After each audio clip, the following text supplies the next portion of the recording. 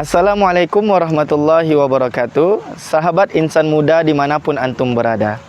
Pernah suatu ketika Imam Hasan Al-Basri rahimahullahu ta'ala didatangi oleh 3 orang. Datang orang pertama mengadu kepada imam. Wahai imam, aku ini sudah bertahun-tahun bekerja, banting tulang pergi pagi pulang petang, tapi Allah subhanahu wa ta'ala belum juga mendatangkan rezeki kepadaku. Bagaimana pendapatmu wahai imam? Apa kata Imam Hasan Al-Basri? Perbanyak istighfar. Datang orang kedua mengadu kepada Imam Hasan Al-Basri. Wahai imam, aku ini memiliki penyakit di dalam tubuhku.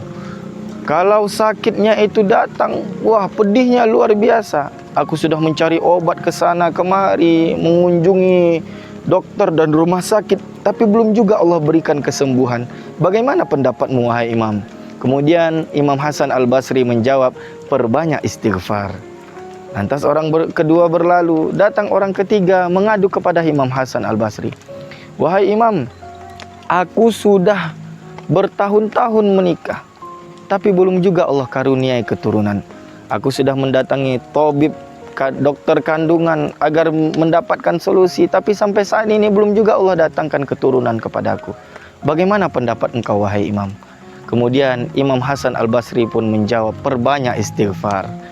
Lantas orang ketiga berlalu. Datanglah istri Imam Hasan Al-Basri bertanya kepada beliau.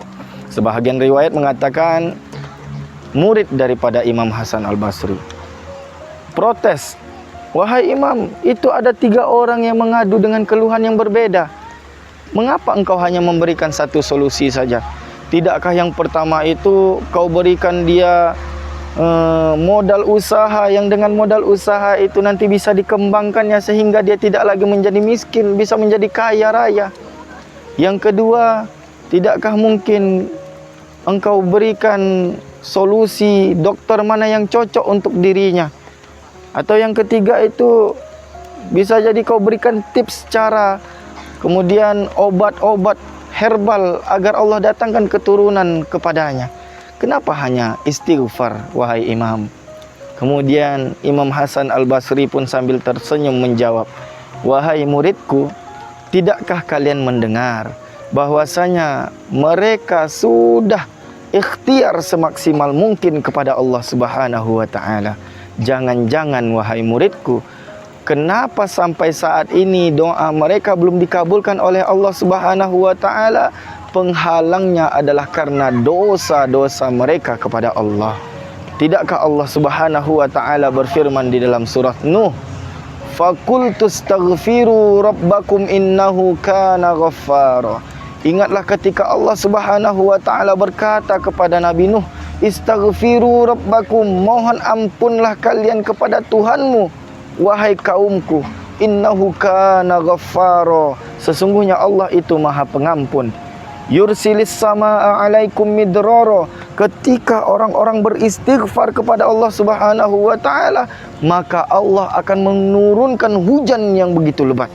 Ya, hujan di sini bermakna Allah akan menurunkan keberkahan-keberkahan bagi hamba-hamba yang beristighfar kepada Allah Subhanahu wa ta'ala. Kemudian tidak hanya keberkahan, wa yumdidukum bi amwali wa banin, Allah akan melipat gandakan, yumdid madda, melipat gandakan amwal, harta-harta kalian, wa banin, anak keturunan yang soleh dan solehah, wa yaj'al lakum jannatin wa yaj'al lakum anhara, dan Allah akan mengairi pengairan dan akan mencurahkan segala rahmat atas orang-orang yang beristighfar kepada Allah Subhanahu wa ta'ala. Oleh karenanya jamaah yang dimuliakan Allah Subhanahu wa ta'ala, marilah kita memperbanyak istighfar kepada Allah dengan cara yang pertama, an-nadam fil qalbi, penyesalan di dalam hati. Kemudian barulah kita lisankan istighfar itu sebanyak mungkin. Rasulullah sallallahu alaihi wasallam di dalam keseharian hidupnya, apa kata Rasulullah? Wallahi inni la astaghfiru ila rabbi wa atubu ilaih mi'ata marrah fi kulli yaumi wal lailah. Demi Allah wahai sahabat, aku sungguh beristighfar kepada Allah Subhanahu wa ta'ala 100 kali sehari semalam. Kita umat Rasulullah sallallahu alaihi wasallam, berapa kalikah kita beristighfar kepada Allah dalam sehari semalam? 3 kali. 6 kali, 9 kali, atau bisa kita beristighfar kepada Allah 1000 kali sehari semalam. Demikian yang dapat kami sampaikan. Assalamualaikum warahmatullahi wabarakatuh.